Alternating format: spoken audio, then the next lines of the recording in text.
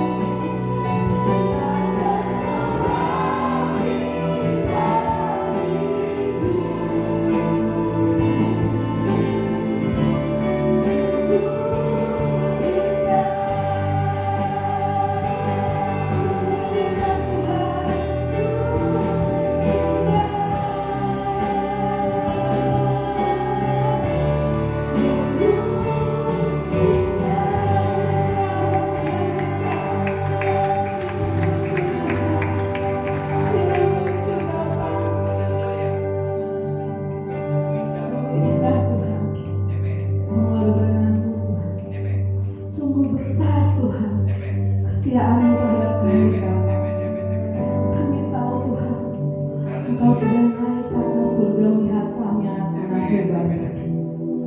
Engkau tidak pernah meninggalkan kami Tuhan. Ini kami Tuhan, anak-anak-Mu yang ingin terus hidup bersama Engkau Bapa. Berkati kami Tuhan. Terima kasih Yesus. Haleluya. Amin. Kita akan bacakan pledoi kita.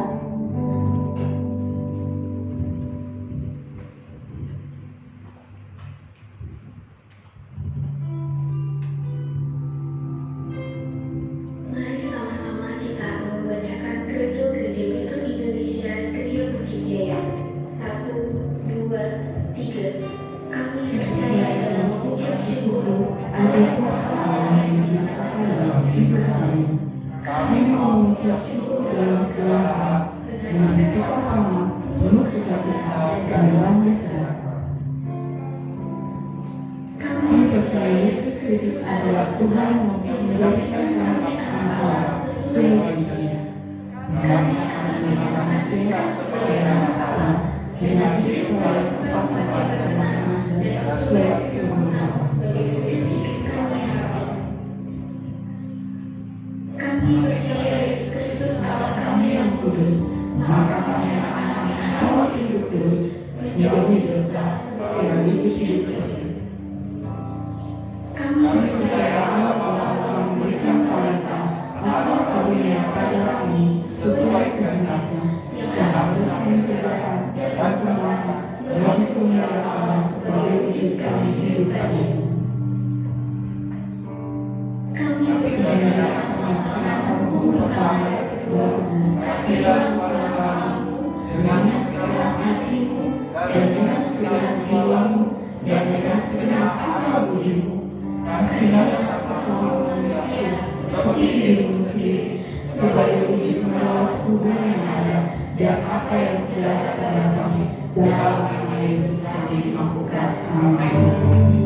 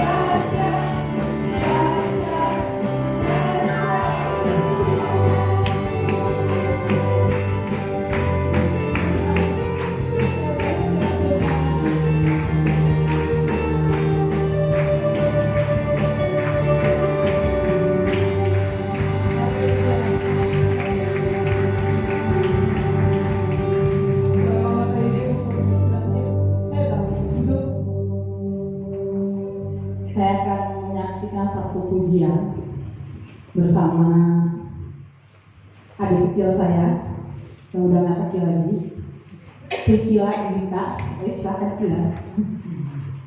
Saya mau kesaksian kebaikan Tuhan yang pasti. Yang harus disaksikan adalah semua kebaikan Tuhan. Terlalu baik Tuhan dalam hidup saya, terlalu besar, terlalu indah, terlalu luar biasa. Yang hanya bisa saya sampaikan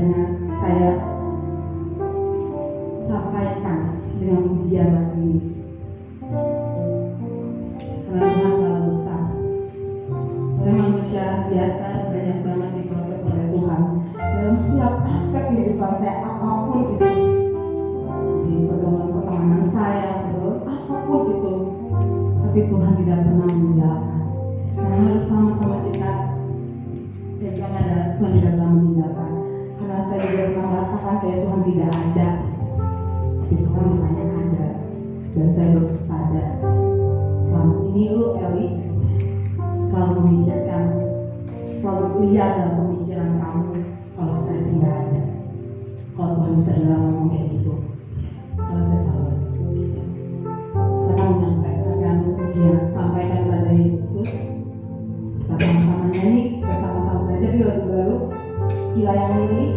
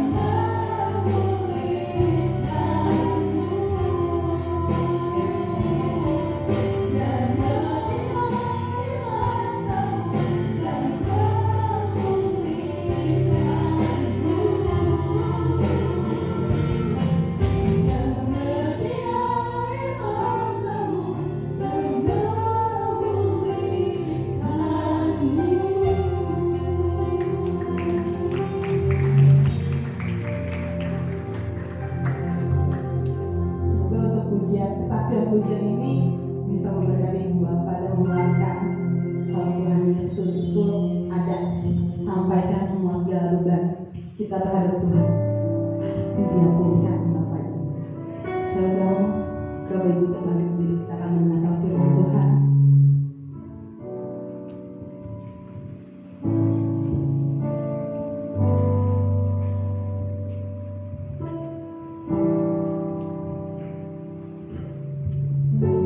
Roh Kudus,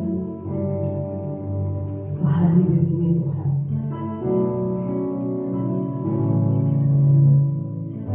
Kami ingin Tuhan mendengarkan isi hati-Mu Bapa. Kami siap buka hati Bapa untuk mendengarkan firman-Mu. Jamah kami Tuhan.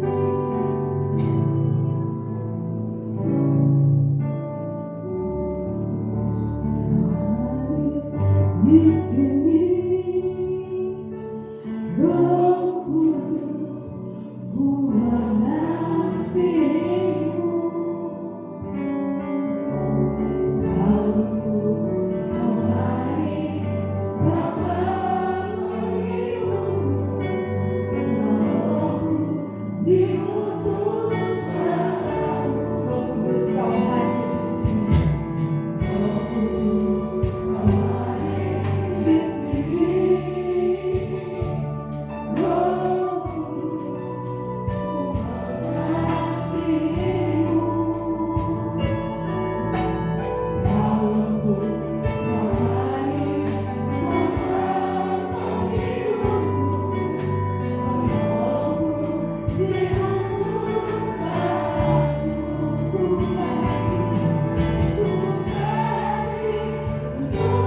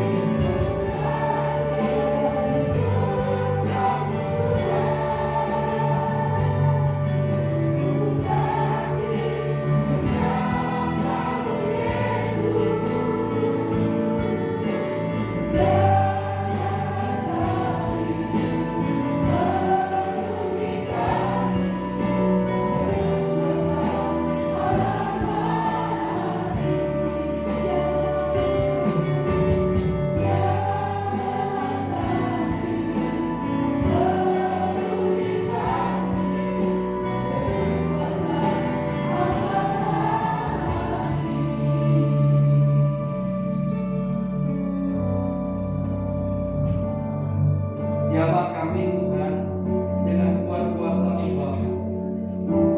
Kami membutuhkan jamaah-Mu Tuhan. Dan pada siang hari ini Tuhan, kami membutuhkan urapan-Mu agar kami mengerti kebenaran firman-Mu Tuhan. Tahirkan mulut bibir hamba-Mu, sucikan, kuduskan, Agar setiap apa yang keluar dari mulut bibir hamba-Mu adalah kebenaran firman-Mu yang menguatkan, yang meneguhkan kami. Kami buka hati dan pikiran kami. Kami siap mendengar kebenaran firman-Mu. Mampukan kami Tuhan mengaplikasikan dalam setiap langkah hidup kami. Kami siap Tuhan menerima kebenaran firman-Mu di dalam nama Yesus Kristus. Haleluya. Amin. Shalom. Bapak Ibu yang dikasihi Tuhan, tepatnya pada hari Kamis bersama dengan Idul Fitri kita memperingati hari kenaikan Tuhan Yesus. Maaf kita tidak bisa melakukan secara onsite, kita hanya online mengikuti pusat. Tapi saya yakin Bapak Ibu semua beribadah. Saya sendiri harus memimpin ibadah di Sarua Ciputat. Dan pada kesempatan siang hari ini masih kita berbicara tentang kenaikan Tuhan Yesus. Saya yakin di minggu-minggu ini Bapak Ibu mendengar tentang kebenaran firman Tuhan, tentang kenaikan Tuhan Yesus. Dan Bapak Ibu yang dikasihi Tuhan, tanpa kita sadari di dalam peringatan kenaikan Tuhan Yesus kurang gemahnya gitu ya, kurang gemahnya. Tapi di dalam kaum Pentakosta sesungguhnya kenaikan Tuhan Yesus itu suatu peringatan yang sangat digaungkan, sangat digemahkan, saudara.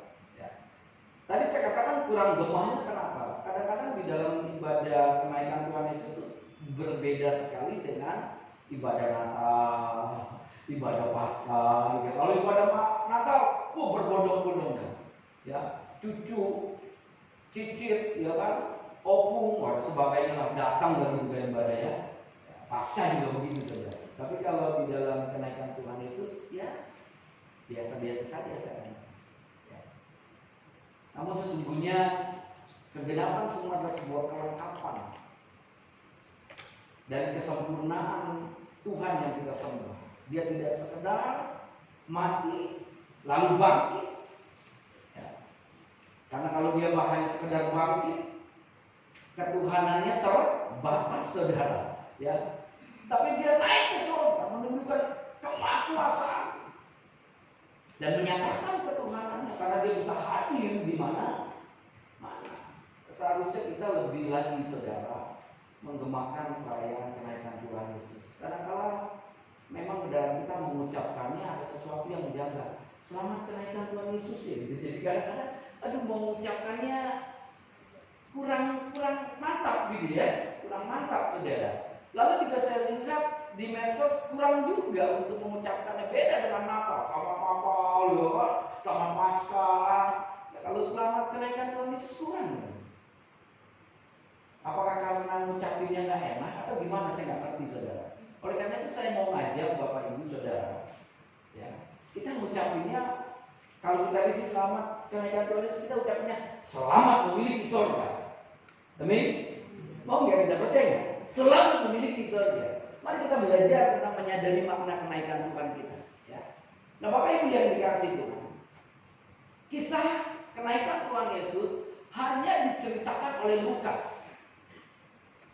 Hanya Lukas yang menceritakan, Bapak Ibu saudara sekalian. Dia menceritakannya langsung bagaimana dia melihat Tuhan Yesus naik ke surga.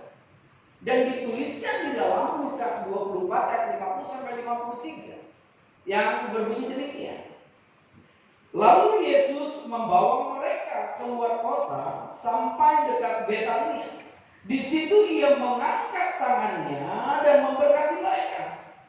Dan ketika ia sedang memberkati mereka, ia berpisah dan mereka terangkat ke surga. Mereka sujud menyembah kepadanya. Lalu mereka pulang ke Yerusalem dengan sangat bersukacita.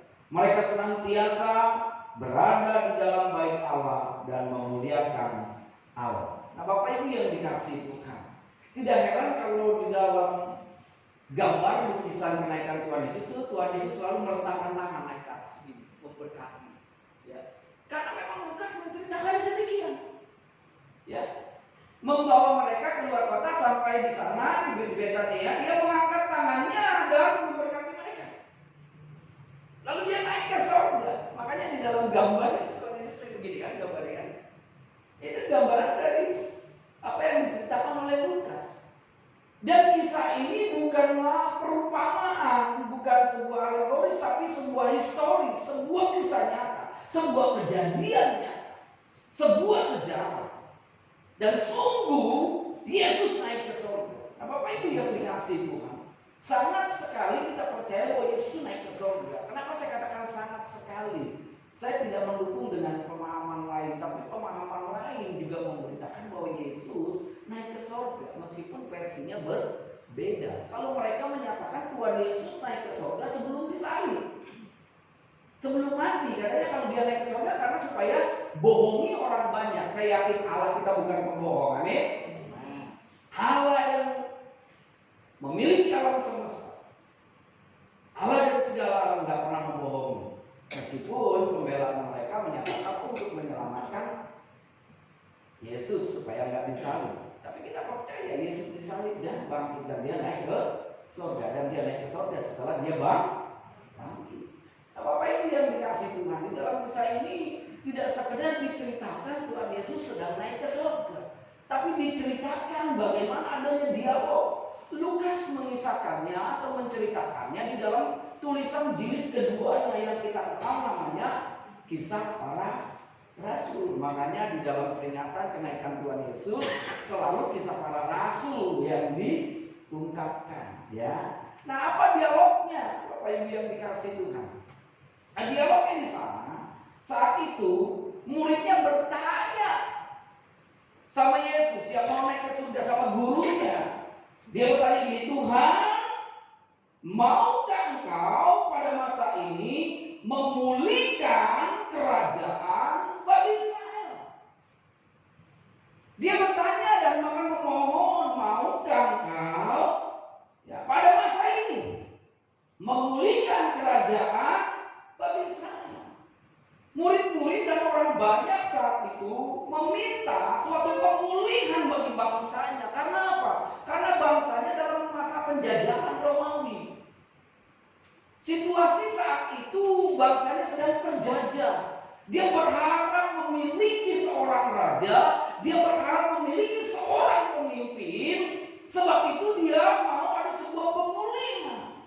Dan bahkan dia minta sama orang yang diagungkan, yang dia sudah percayai, yang dia ikuti saat itu, dan bahkan yang sudah diakui sebagai Tuhan, karena dia di sini memanggil Tuhan, ya. Maukah Engkau pada masa ini memulihkan kerajaan bagi Israel? Karena dia tahu Yesus sudah bangkit dari kematian, dan saat ini dia mau naik ke surga, dan dia minta pemulihan. Dengan kata lain, dia minta tentang kedaulatan di dalam dunia, di dalam bangsanya. Nah, Bapak Ibu yang dikasihi Tuhan, tidak salah setiap anak bangsa mau negaranya berdaulat. Saat itu dia ingin negaranya juga berdaulat, saudara, ya. Mau bebas dari penjajahan, mau bebas dari belenggu. Namun apa yang dijawab oleh Tuhan Yesus saat itu? Yesus menjawab demikian, engkau tidak perlu mengetahui masa dan waktu yang ditetapkan Bapa sendiri menurut kuasanya. Ya. Nah, Bapak Ibu yang dikasihi Tuhan, murid meminta suatu pemulihan, ya, kerajaannya, tapi Tuhan menyatakan bahwa kuasanya itu dimiliki oleh Allah. Murid minta kedaulatan, Tuhan juga jawab tentang kedaulatan. Kedaulatan itu ada di tangan Allah saja. Jadi jelas Bapak Ibu yang dikasihi itu, bahwa Tuhan ingin menyatakan saat itu dia kok ingin memiliki kedaulatan di muka bumi ini, tapi kedaulatan seluruhnya adalah dalam tangan Allah. Makanya kamu nggak perlu tahu kapan waktunya, nggak perlu tahu masanya, karena kuasa itu ada dalam Allah, ada dalam tangan Allah. Maka Bapak Ibu yang dikasihi Tuhan, di dalam kita memperingati kenaikan Tuhan Yesus, ada sebuah kesadaran yang pertama yang harus kita miliki. Apa itu kesadaran apa? Kesadaran bahwa Yesus adalah Tuhan yang berdaulat atas alam semesta. Kita harus sadar bahwa Allah yang kita sembah, Allah yang kita sebut di dalam nama Yesus adalah Allah yang berdaulat atas alam semesta. Dia mampu menaklukkan alam semesta. Dia menaklukkan segala isinya. Dan dia memang pemilik dari alam semesta itu sendiri. Amin. Dan kita bersyukur Bapak Ibu yang dikasihi Tuhan. Kita menyembah, mengagungkan Yesus yang sungguh adalah Allah. Kita bisa lihat dari kisah ini, Yesus naik ke surga tanpa kendaraan, saudara. Yesus naik ke surga tanpa kekuatan alam seperti yang terjadi kepada Nabi Elia yang naik ke surga. Dia naik ke surga hanya dengan meletakkan tangannya memberi berkat dan dia naik ke atas surga, ke awan-awan. Nah, mungkin di dalam dunia ini ada orang yang punya kuasa kemampuan untuk tidak menginjak bumi. Ada ya, ada saudara. Dia hanya sila. Nah itu orang-orang para peyoga, dia bisa tidak menyentuh bumi saudara. Namun tingginya seberapa sih? Paling hebat 1,5 meter. Paling hebat. Tapi Allah yang kita sembah, Yesus, dia tidak menginjak bumi lebih dari 1,5 meter, bahkan sampai ke awan. Melihat memperlihatkan kemahakuasaan, dia menaklukkan alam semesta. Dia tidak tertarik dengan gaya gravitasi saudara, tapi dia bisa mengalahkan gaya gravitasi. Dia naik ke awan, dia ke surga. Nah, Bapak Ibu yang dikasihi Tuhan, mungkin ada orang berkata begini, oh Tuhan itu bukan dia, Tuhan itu bukan Allah. Aku nggak percaya. Jelas dikatakan di sini ketika murid bertanya kepada dia, Tuhan kapan menikah, bahkan dikatakan Allah yang berkuasa. Nah Bapak Ibu yang dikasihi Tuhan, memang murid sendiri ada yang nggak percaya. Jadi yang bernama Yohanes dan Filipus. Kita tahu di dalam peristiwa ketika Tuhan Yesus mau menjelang masuk dalam kesengsaraan, dikisahkan, dituliskan oleh Yohanes di dalam Yohanes 14. Di mana Yesus berdialog waktu itu kepada murid-muridnya, memberitahukan bahwa dia akan pergi ke surga, suatu kelak dia akan pergi ke surga. Sebelum dia disalibkan, dia sudah membuatkan dia akan naik ke surga dan dia ngapain di surga. Dan terlebih dia jelaskan bahwa dia adalah Allah, dia adalah Allah itu sendiri, dia satu dengan Allah Bapa. Tuhan itu Esa. Meskipun kita tahu pribadi Yesus dan pribadi Allah Bapa seakan-akan berbeda, tapi dia satu. Jelas dikatakan di dalam Yohanes 14 ayat 10 dan 11, dia berkata demikian. Apakah kamu tidak percaya bahwa aku di dalam Bapa dan Bapa di dalam aku? Dipertanyakan, ya, dilanjutkan. Perkataan-perkataan yang aku katakan kepadamu, aku tidak mengatakannya dari diriku sendiri, tetapi Bapa yang tinggal di dalam akulah yang melakukan pekerjaannya. Percayalah kepadaku. Aku setidaknya percaya karena pekerjaan-pekerjaanku itu sendiri. Dia menyatakan kepada murid-muridnya bahwa dirinya adalah Allah. Maka ada suatu pernyataan yang populer dalam kalangan Kristen. Ketika Thomas ingin meminta bukti di dalam konteks pasal 14 ini, Yesus berkata, akulah jalan, kebenaran, dan hidup. Dengan kata lain, aku ini Allah. Dia bertanya, kemana engkau pergi? Bagaimana aku bisa pergi? Akulah jalannya. Hanya melalui aku kau bisa ke sana. Jelas Bapak Ibu yang dikasihi Tuhan, bahwa dia adalah Allah. Yesus adalah Allah. Allah yang layak disembah. Dia berdaulat atas alam semesta dan segala isinya. Makanya kita bersyukur, kita menyembah Allah yang benar, Allah yang berkuasa. Nah, Bapak Ibu yang dikasihi Tuhan, tadi saya sudah katakan, Yesus tidak sekedar mati dan bangkit, tapi dia naik ke surga. Karena apa? Dia datang dari surga. Amin. Maaf Bapak Ibu, kalau ada pendiri agama datangnya hanya dari bumi. Dia lahir dari bumi, tapi Tuhan Yesus datang dari surga dan dia juga kembali ke surga.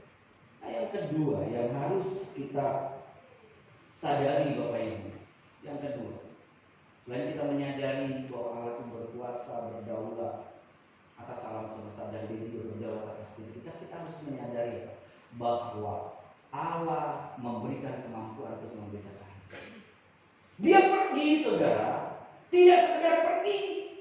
Dia pergi bukan sekedar datang dan pergi, seperti lagu itu suka dengar lagunya, datang dan pergi sesuka hatimu. Oh, apa saudara? Kejamnya dikau, teganya dikau padaku. Gitu ya. Allah kita bukan anak Allah yang tega. Dia tidak meninggalkan begitu saja. Dia memberikan kekuatan, kemampuan kepada umatnya. Dia tidak sekedar datang dan pergi, tapi dia ingin menyatakan kasihnya yang begitu besar. Dia memberikan kuasa atau kemampuan kepada umatnya. Nah, Bapak Ibu yang dikasihi Tuhan, kalau kita baca di dalam kisah para rasul, ya, perhatikan di dalam kisah para rasul. Ya, saya bacakan, saya pasal 1 ayat 7 sampai 8. Ia berkata kepada mereka, bukanlah bagianmu untuk mengetahui tentang waktu dan masa yang sudah ditetapkan oleh Bapa dalam kuasanya. Akan tetapi kamu akan menerima kuasa ketika Roh Kudus telah datang kepadamu. Akan menjadi saksi dan kamu akan menjadi saksi-saksiku di Yerusalem, di seluruh Yudea dan Samaria dan sampai ke bagian bumi paling ujung. Nah, Bapak Ibu yang dikasihi Tuhan, memang ada kata kuasa dua yang dipakai di sana. Kalau kita perhatikan, ya, secara etimologinya, secara bahasa Yunani, di situ ada kata exousia. Kuasa juga diterjemahkan. Nah, kata exousia itu berarti authority atau kedaulatan. Ya.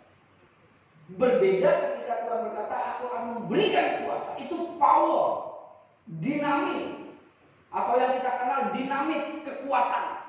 Tapi ingat, kekuatan itu, Roh Kudus itu bukan energi, dia adalah pribadi. Nanti pada poin kelima saya akan ungkapkan. Dia itu adalah pribadi. Dan Tuhan memberikan Roh Kudusnya, pribadi yang lain, untuk menolong kita, memampukan kita untuk apa? Memberitakan Injil. Untuk apa? Untuk memulihkan banyak orang. Nah, Bapak Ibu yang dikasihi Tuhan, ketika murid-murid minta pemulihan kerajaannya atau bangsa Israel, dia juga ingin menyatakan akan terjadi pemulihan bagi umat Israel, akan terjadi pemulihan di Yerusalem dengan apa? Engkau menyaksikan siapa? Yesus Kristus sebagai Tuhan, sebagai Mesias. Pada saat itu, imam-imam, tua-tua, ahli Taurat menolak Yesus sebagai Mesias. Nah, Bapak Ibu yang dikasihi Tuhan, makanya Yesus pernah mengungkapkan kesedihannya di dalam Matius pasal 24 kalau nggak salah 23. Yerusalem, Yerusalem itu sedang mengungkapkan kesedihan karena banyak yang nggak percaya. Dan saat itu saudara, kalau ingin pulih, dengan kata lain pakai bahasa saya, kalau ingin pulih, beritakan kepada mereka, ajarkan kepada mereka bahwa aku adalah Tuhan, bahwa Yesus adalah Tuhan, maka akan terjadi pemulihan. Makanya dijelaskan di dalam ini, di dalam konteks ini dalam Kisah Rasul, aku akan memberi kuasanya untuk apa? Kamu memberitakan menjadi saksi-saksiku di mana? Di Yerusalem, di Yudea, Samaria sampai ke ujung bumi.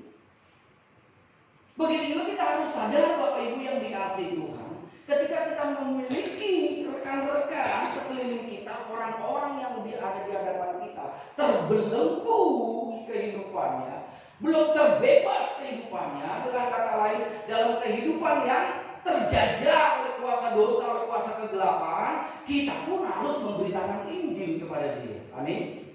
Amin. Kita mau punya orang-orang terdekat di dalam kehidupan kita, dia terbebas. Amin. Hidupnya terlepas. Amin. Terutama dari dosa. Amin.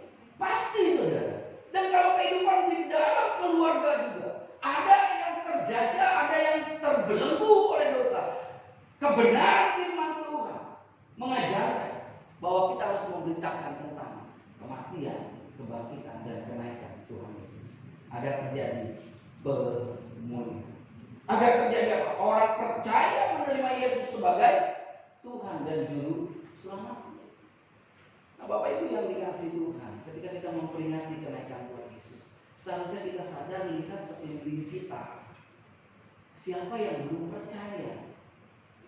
Siapa yang masih terikat dengan belenggu dosa? Seharusnya kita beritakan Injil karena kita sudah memiliki kemampuan, kekuatan untuk menyampaikannya. Nggak usah ragu, nggak usah takut.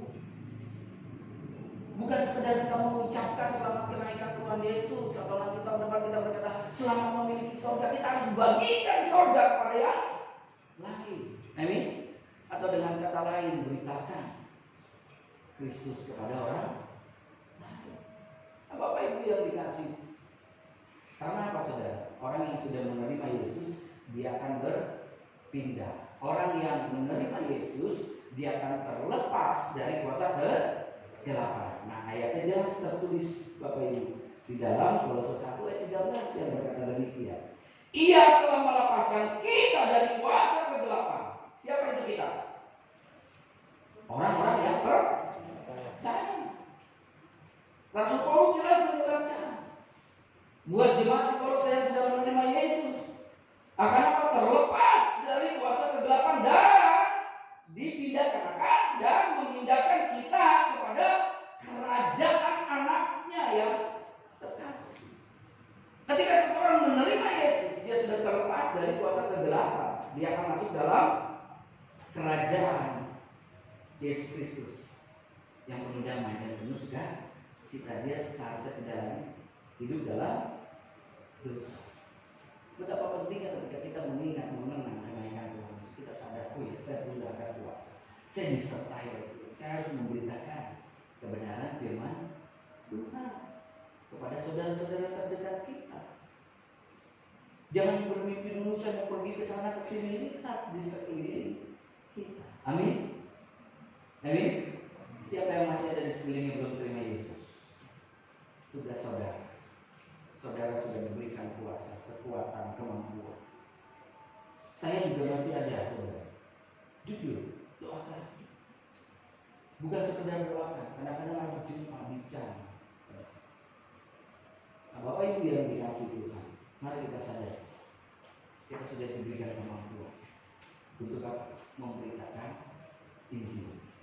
Ingat, memberitakan tentang Yesus. Yang ketiga, Bapak Ibu yang dikasih Tuhan, di dalam kita memperingati kenaikan Tuhan Yesus, kita harus sadar bahwa Yesus akan datang kembali. Tadi saya sudah nyanyi datang dan pergi. Berarti kalau dia pergi, dia akan datang lagi, saudara ya. Tapi ingat, datangnya sama seperti dia pergi, seperti dia naik ke surga. Nah, Bapak Ibu yang dikasih Tuhan, ini jelas sekali dinyatakan oleh malaikat ketika banyak orang melihat Yesus naik ke surga yang diberitakan oleh Lukas. Dan orang terkagum-kagum sampai istilah bahasa Jakarta ini melongo kali ya. Melongo sampai melongo gitu, bingung melihat Yesus naik ke surga, ya kayak terbang begitu saudara, sampai mentangkan tangannya sampai ke awan-awan. Tapi apa kata malaikat? Di sana jelas dikatakan, Bapak Ibu yang dikasih, hai orang-orang Galilea, mengapakah kamu berdiri melihat ke langit? Yesus ini yang terangkat ke surga, meninggalkan kamu akan datang kembali dengan cara yang sama seperti kamu melihat dia naik ke surga. Ya, perhatikan, dia akan datang seperti dia naik ke surga. Berarti Bapak Ibu nanti datangnya dari surga, datangnya di awan-awan. Seperti yang dituliskan juga oleh Yohanes di dalam Wahyu 1 ayat 7 yang berkata demikian. Lihat, ia datang dengan awan-awan dan setiap mata akan melihat dia. Juga mereka yang telah menikam dia Dan semua bangsa di bumi akan meratapi dia. Iya, amin. Jadi jelas datangnya dari mana? Dari anak Tuhan. Orang-orang percaya. Jangan sampai terkecoh. Karena Tuhan sudah mengingatkan akan ada penyesat-penyesat. Akan ada mesias-mesias palsu. Dengan kita memperingati kenaikan Tuhan Yesus, kita sadar bahwa Tuhan datang kembali seperti dia naik ke surga. Tuhan datang kembali dari surga di awan-awan, disertai dengan sangkakala dan para malaikat yang ditulis oleh Matius di pasal 24. Jadi jangan kita ketika ada berita, di sana Tuhan Yesus nampak, bondong-bondong pergi. Seperti kita nggak kenal firman Tuhan, seperti kita tidak tahu firman Tuhan. Betapa banyak anak-anak Tuhan dikecohkan, disesatkan. Berapa tahun yang lalu saya lupa, ketika gempar katanya Tuhan Yesus nampak di dinding, itu ada di Keramat, saya tahu, Keramat Sentil. Kalau bapak-bapak pernah dengar, itu orang berbondong-bondong. Tuhan Yesus nampak di tembok. Aduh, Tuhan kita yang maha kuasa nampak di tembok, dibohongin aja mau pada datang-datang kunjung. Saya nggak tahu itu saweran lagi waktu mau lihat kalian. Aduh, ampun. Dan saat ini juga ada yang mengatakan bahwa dia adalah titisan Mesias dari China, seorang wanita. Dia kata dia Mesias. Pengajarannya sudah beredar di Indonesia. Ingat, Yesus tidak berinkarnasi kembali. Dia datang dari surga. Jadi kalau ada yang mengaku-ngaku Mesias, ada yang mengaku-ngaku Yesus, itu berarti bohong. Jadi kita nggak bisa lagi disesatkan. Kedatangan Tuhan itu seperti dia naik ke surga, adanya di awan. Kalau dia pergi, hanya ada 2 malaikat yang dikisahkan oleh kisah para rasul. Nanti dia datang dengan bala tentaranya, dengan para malaikat. Jadi semua dunia akan tahu, saudara. Dan bahkan ada sangkakala berbunyi. Jadi kalau ada suara sangkakala tadi nggak ada Tuhan Yesus, nah itu sangkakala bohongan juga. Dulu kan gempar juga ada sangkakala, ya kan? Bunyi. Kata Tuhan Yesus mau datang hari ini. Kalau kita baca di dalam Alkitab kedatangan Tuhan, tidak ada yang tahu. Bahkan Tuhan Yesus yang Maha Tahu berkata, aku juga tidak tahu. Karena memang nggak perlu tahu, supaya kita bersiap diri dan jangan sok tahu. Kan gitu, saudara. Mari kita sadari di dalam memperingati kenaikan Tuhan Yesus, kita sadar bahwa kedatangan Tuhan itu di awal. Jadi kita nggak bisa dibohongi. Bukan inkarnasi, bukan dia menjelma menjadi manusia, bukan. Dia datang dari surga. Amin. Yang keempat kita harus menyadari bahwa surga itu ada dan nyata. Nah, Bapak Ibu yang dikasih Tuhan, ketika kita memperingati kenaikan Tuhan Yesus ke surga, kita tahu surga itu ada, surga itu nyata, surga itu bukan hayalan. Meskipun ya banyak yang belum pernah ke sana. Hati-hati kalau ada yang aku pernah ke sana, saudara, ya. Tuhan Yesus saja yang pergi ke sana belum datang, ini kok sok-sokan datang dan pergi, saudara. Sesuka hatimu, saudara, ya. Karena ada yang memberitakan, saya ke surga, pulang lagi, saya ke surga, pulang lagi, gitu. Nah, itu urusan mereka lah, kita nggak usah hakimi, ya kan? Kita nggak boleh menghakimi. Tapi kita harus sadar, Bapak Ibu, yang pasti surga itu ada dan nyata. Saya juga belum pernah ke sana, tapi saya mau ke sana. Amin. Amin. Kita mau ke sana. Amin. Siapa yang mau ke sana duluan? Mau ke sana duluan ya? Habis ngangkat tangan, saya mau ke sana duluan. Mikir dia.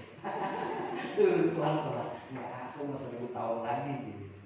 Pasti kita ke sana. Betul? Dan kita pun mau ke sana. Tapi tunggu waktunya. Jangan buru-buru, sabar, ya loh. Sabar aja Bapak Ibu yang dikasih. Pasti ada waktunya. Tapi pasti yang kita pastikan kita mau ke sana. Dan surga itu ada. Tapi saya nggak tahu apakah di sana ada 72 bidadari. Saya nggak tahu. 73 saya nggak tahu. 100 saya nggak tahu. Kalau satu orang dilayani 72, berarti ada jutaan. Tapi saya nggak tahu itu ada bidadari atau tidak. Jujur saya nggak tahu, karena saya belum pernah pergi. Ya. Yang pasti di surga para malaikat ada. Karena Tuhan sendiri yang menyatakan di dalam Matius 22 ayat 30. Ya. Di sana tidak ada saling mengawinkan juga. Kita hidup bagai malaikat. Jelas Bapak Ibu. Namun yang harus kita perhatikan ketika kita sadar bahwa surga itu nyata, surga itu ada, karena ketika Tuhan Yesus pergi ke surga, sebelum dia pergi, sebelum dia naik, dia sudah beritakan kepada murid-muridnya, sudah dinubuatkan kepada murid-muridnya. Ngapain dia ke sana? Jelas Bapak Ibu perhatikan di dalam Yohanes 14 ayat 1 dan 2 dia berkata begini. Bapakku banyak tempat tinggal. Jika demikian, tentu aku mengatakannya. Maaf ini ayat keduanya saja ya. Bapakku banyak tempat tinggal. Jika demikian, tentu aku mengatakannya kepadamu, sebab aku pergi kemana? Ke surga ya, untuk menyediakan tempat bagimu. Jadi Tuhan Yesus pergi ke sana mengapain? Menyediakan tempat. Ingat loh, tempat. Katakan sama sebelahnya, tempat. Tempat. Bukan rumah. Iya, tempat, bukan rumah. Kapling. Yang disediakan Tuhan Yesus kapling. Ya saya nggak mandang-mandang, kan saya belum pernah sana. Tapi menurut ayat yang kita baca tadi, kita bisa lihat dari konteks aslinya. Di dalam kata dia berkata begini, di rumah Bapakku, itu kata rumah memakai kata oikia. Dan ketika dia katakan tempat tinggal, address itu ada lain, beda lagi bahasanya ya. Dan ketika dia katakan tempat untuk orang percaya, itu bahasanya dia pakai topo, berarti kapling, kapling, segipat, tempat. Jadi belum ada bangunan, belum ada bangunannya, belum ada bangunannya. Makanya Bapak Ibu yang dikasih Tuhan, ada ayat-ayat yang menyatakan betapa pentingnya, betapa diperhitungkannya, betapa perlunya perbuatan-perbuatan orang percaya. Orang percaya dianjurkan untuk berbuat baik, berbuat kasih, menolong orang, membantu orang, dan berbuat sebaik mungkin di muka bumi ini. Tapi kita tahu bahwa perbuatan tidak menyelamatkan. Lalu untuk apa?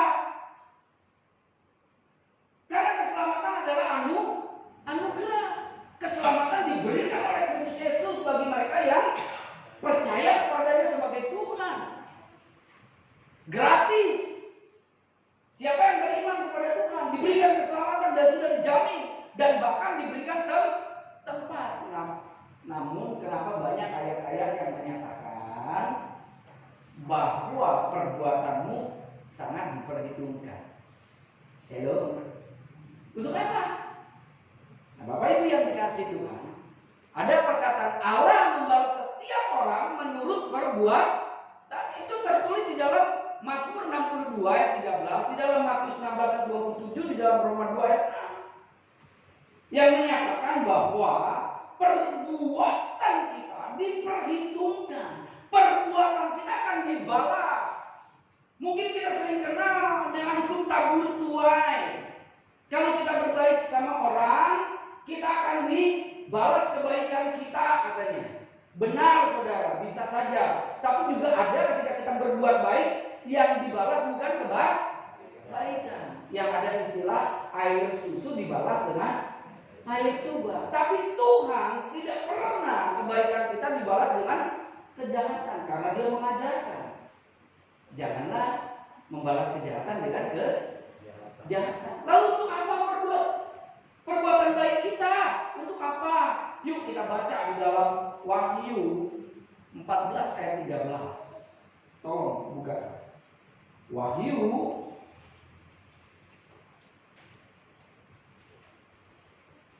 14 14 ayat 13.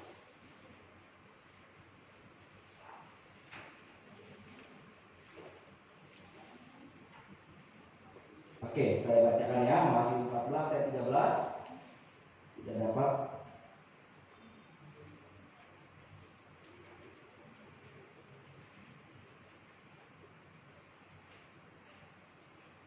Sudah dapat? Oke. Dan aku mendengar suara dari surga berkata, tuliskan, berbahagialah orang-orang yang mati dalam Tuhan sejak sekarang ini, sungguh kata Roh, supaya mereka boleh beristirahat dari jerih lelah mereka, karena segala perbuatan mereka menyertai mereka. Nah, Bapak Ibu yang dikasihi Tuhan, ayat ini jelas menyatakan bahwa jerih lelah kita diperhitungkan, perbuatan kita menyertai. Dan saya tanya Bapak Ibu, katanya di sana ayat ini berkata supaya mereka boleh beristirahat dari, katakan sama-sama, dari jerih lelah.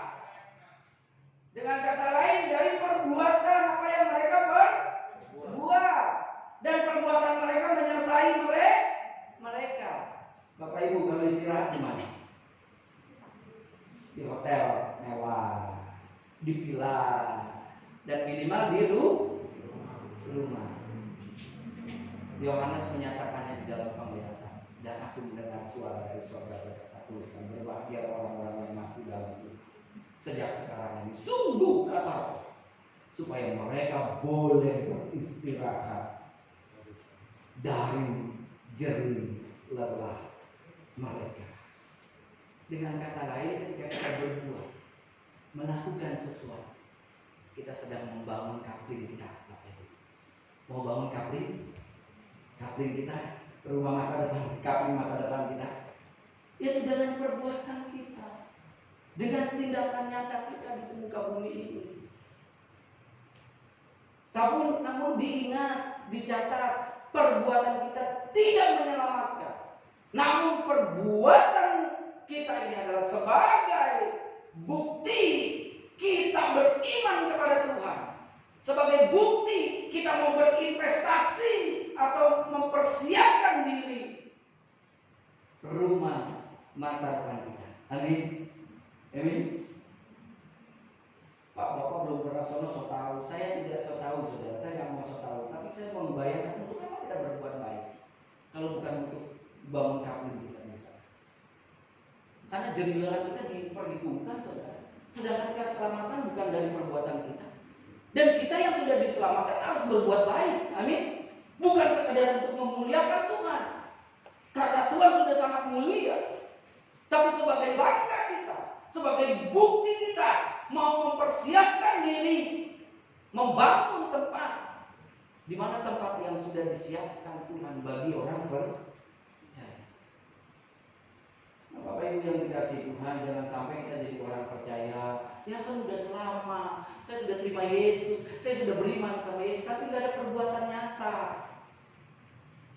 nggak ada tindakan-tindakan kasih, menolong orang aja sangat pelit gitu. Sementara orang yang percaya diselamatkan karena perbuatan, dia berbuat terus. Kita itu enggak karena perbuatan diselamatkan, tapi perbuatan perlu enggak? Perlu, memang Tuhan yang bicara. Untuk apa? Ya tadi, untuk kapling kita. Pak, di sana kan enggak ada mobil, enggak ada apa, Pak, ngapain Bapak membangun kapling? Tapi itulah kebenaran firman Tuhan. Memang kita payu menyatakan lantainya emas semua kota, tembok-temboknya dari batu isopar. Saya nggak tahu perbuatan baik itu diperhitungkan Tuhan sebagai langkah dia membangun kapling kita masing-masing. Amin. Jadi jangan berpikir begini ya, perbuatan gue di dunia mau apa aja, yang penting gue percaya, buktimu dipercaya apa, perbuatanmu juga.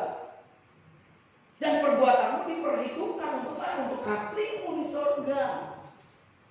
Mari kita sama-sama Bapak Ibu berbuat seperti apa ya Tuhan ajar. Tuhan jelas mengajarkan kita untuk saling tolong-menolong, berbuat baik, membantu siapapun saudara. Jangan kita berpikir ya udahlah, yang penting gue mau percaya Yesus diselamatkan, kehidupan gue kayak apa juga terserah. Ada banyak orang-orang seperti itu, saudara. Dia merasa sudah terima Yesus, yang penting cukup ke gereja. Yang minimal gue Kristen Natal.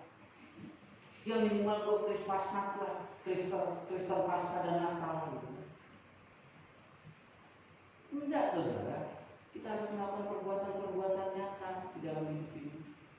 Makanya ketika orang-orang Kristen tidak melakukan perbuatan, dituntut sama orang. Mana katanya orang Kristen?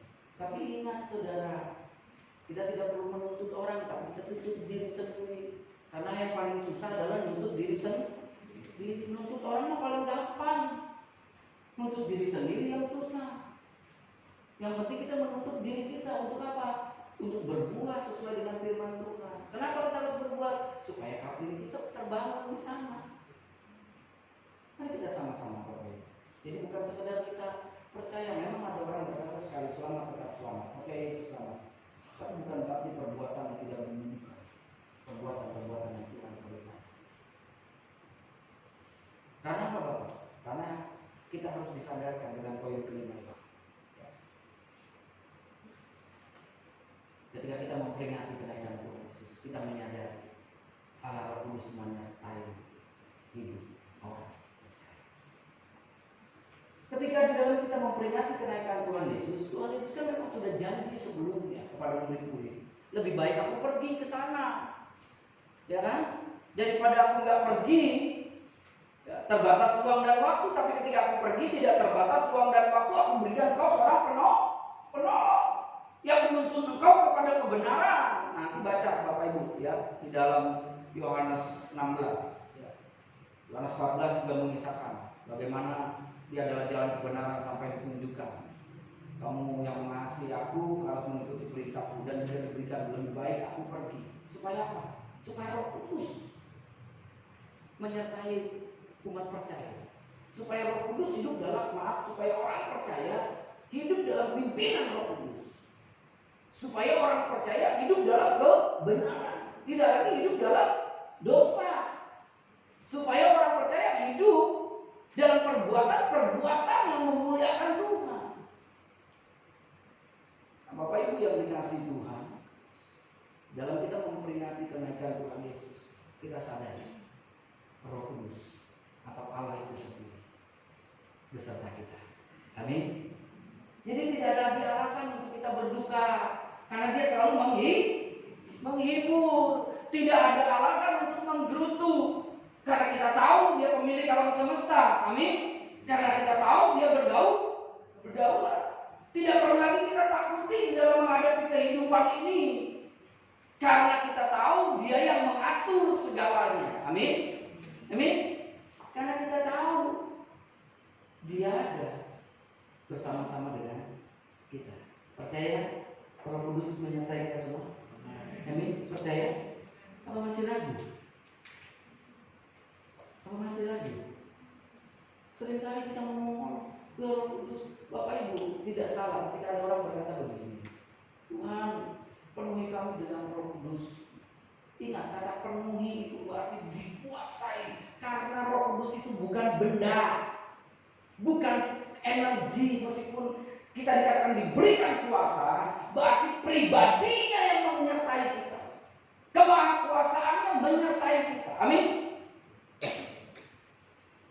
Dia itu bukan benda. Ketika dia memenuhi kita, kita minta dipenuhi. Dengan kata lain, kita mau mengikuti apa yang dia arahkan, mau mengikuti apa yang dia katakan, mau mengikuti tuntunan tangannya. Kalau kita memperingati kenaikan Tuhan Yesus, kita sadar Roh Kudus ada bersama dengan kita. Jadi kita takut untuk berbuat dosa, saudara. Bukan sekedar kita ingin membangun kapling kita, tapi ada suatu kegentaran bahwa dia serta kita. Dia ada di samping kita.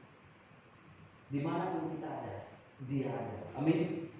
Amin. Jadi gak ada alasan kita untuk berbuat dosa. Kalau kita berbuat dosa berarti kita tidak mau dituntun. Dia tetap memegang tangan kita. Namun seringkali kita berontak. Tapi biarlah dalam memperingati kenaikan Tuhan Yesus, kelima hal ini kita sadar bahwa Dia berdaulat atas alam semesta dan isi, bahwa Dia memberikan kekuatan bagi kita untuk memberitakan Injil, bahwa Dia akan datang kembali di awal-awal seperti Dia naik ke surga. Dan surga itu nyata, surga itu ada, dan kita harus membangunnya dengan perbuatan kita. Bukan berarti surga yang kita bangun, saudara, kapling yang kita berikan, yang diberikan, amin. Dan kita sadar Allah menyertai kita senantiasa di dalam kehidupan kita sampai kesudahan. Biarlah kita selalu ingat dan kenal Tuhan kita yang Maha Kuasa, Tuhan kita yang layak disembah. Saya nanti berdoa. Mari kita berdoa. Mari kita berdoa. Bapa kami yang di surga, kami mengucap syukur. Hamba terbatas, namun Engkau sendiri tidak terbatas. Engkau yang menyempurnakan apa yang hamba telah sampaikan.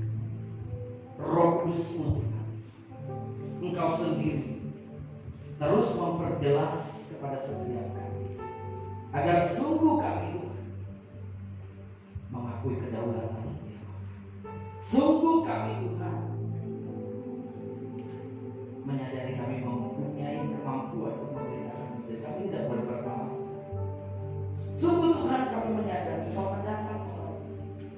Sebab itu kami harus mempersiapkan diri. Sungguh Tuhan kami menyadari sorga itu nyata, dan bahkan Kau sudah menyiapkan tempat bagi kami, dan kami harus bangun dengan perbuatan-perbuatan kami. Sungguh Tuhan Engkau menyertai kami. Terima kasih Bapa, sempurnakan agar setiap kami mengaplikasikan dalam hidup kami. Dalam nama Yesus sama berdoa dan mengucap syukur. Yang percaya katakan amin. Tuhan Yesus memberkati.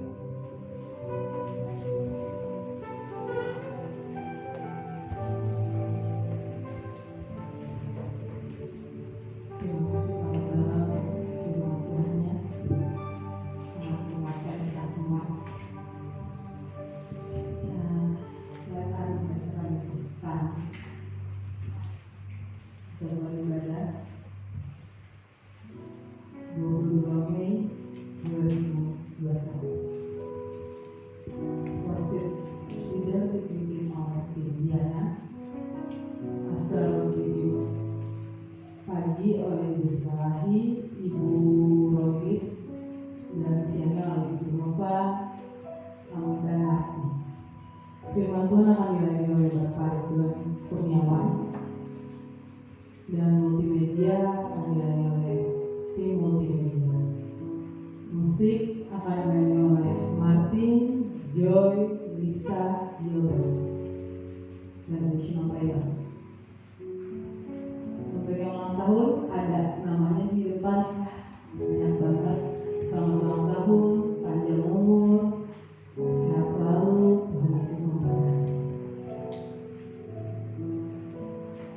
Jangan lupa join untuk workshop multimedia yang akan diadakan pada tanggal 29 Mei 2021. Kita bisa belajar tentang dunia digital yang sekarang lagi hits banget ya, buat anak-anak muda yang ingin tahu bagaimana caranya ngedit, terus bikin poster-poster apapun itu, ya akan ada di workshop multimedia ini. Jadi dan mendaftarkan dirinya segera. Dan ada juga media sosial yang kita punya, GBJ, ada Facebook, ada Blogspot, ada Instagram, Twitter, dan YouTube. Jangan lupa follow, klik tombol merahnya, ikuti kegiatan apa aja, karena kita punya tim sosmed juga rupanya. Jadi mereka bekerja keras juga ngelakuin ini gitu loh, dan nggak aktif juga. Oke, kita akan lihat akhir ibadah kita.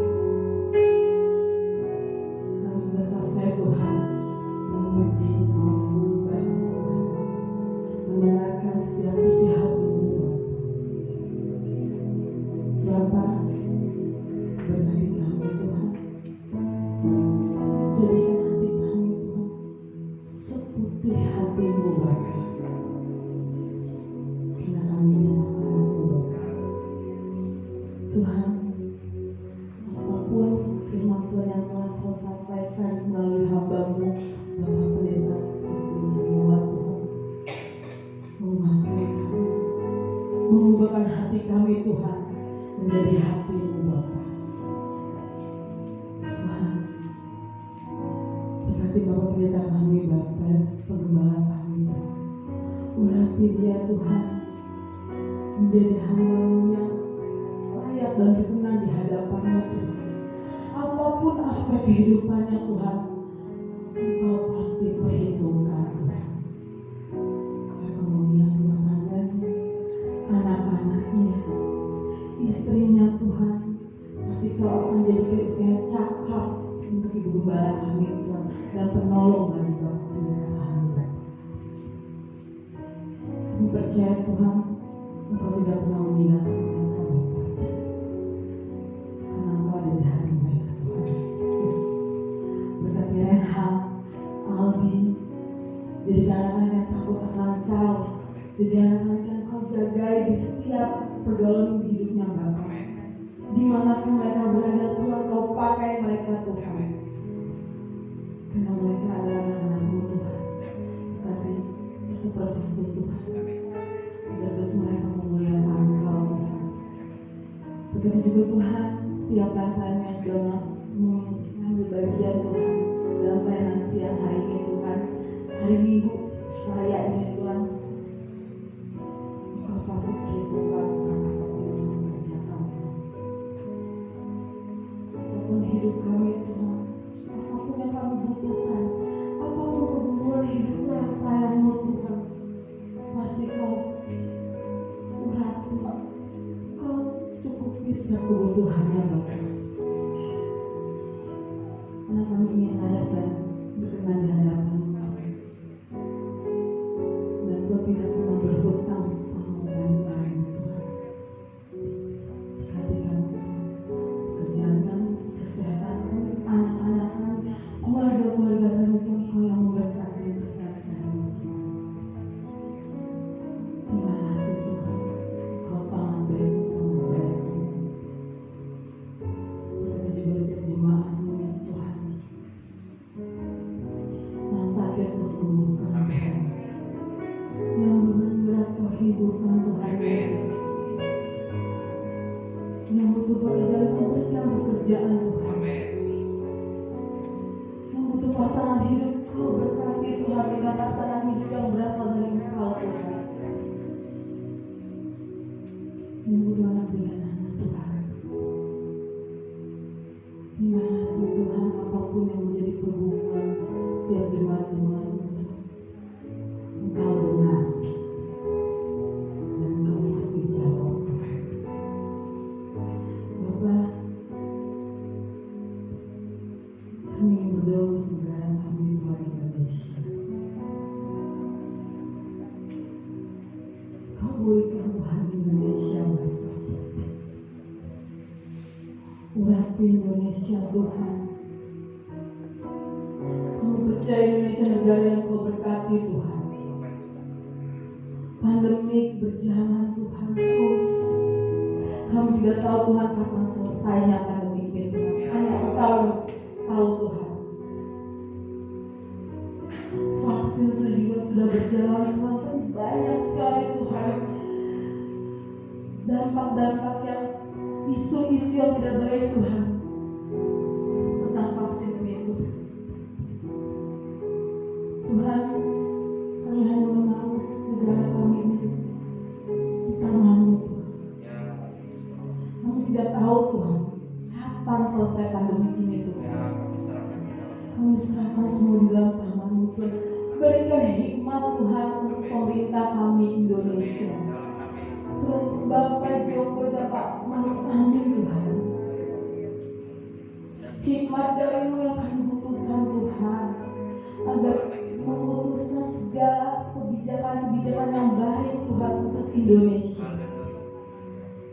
Pemerintah dari yang tinggi sampai rendah, dari rendah sampai tinggi, hanya melakukan kebijakan-kebijakan untuk masyarakat Indonesia Tuhan.